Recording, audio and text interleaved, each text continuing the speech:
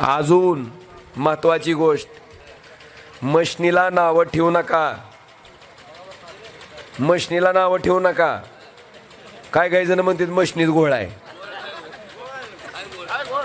अरे मोदी साहेबाला महत्वाची निवडणूक कोणची होती? लोकसभेची होती का नगरपालिकेची? मग घोळ लोकसभेलाच केला असता ना. घोळ झाला असता तर ओमराजे खासदार झाला असता का? हे लक्षात आलं का?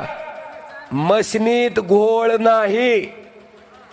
पण आपण काय बघायचं, लक्ष ठेवायचं. कुठं लक्ष ठेवायचं?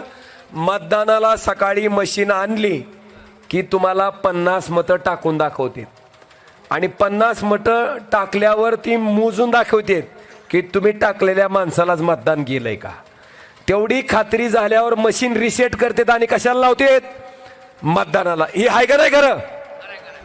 ही लक्ष देऊन बघायचं. दिवसभर मतदान झाल्यावर पीटी पॅक करताना त्या मशीनवरचा सिरियल नंबर लिहून घ्यायचा 7C फॉर्मवर आणि मतमोजणी करताना त्याच सिरियल नंबरची मशीन तिथं आली का नाही ह्या गोष्टीची खात्री करायची.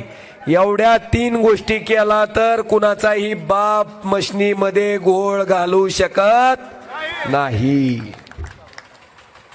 मशनीवर गैरविश्वास दाखवू नका. तुम्ही जर म्हणला कुणाला बी दाबलं तर त्यांना जाते, लोक म्हणतील मग त्यांनाच टाकू. गैरविश्वास दाखवायचा, कारण मतदान उद्या कशावर करायचं आपल्याला?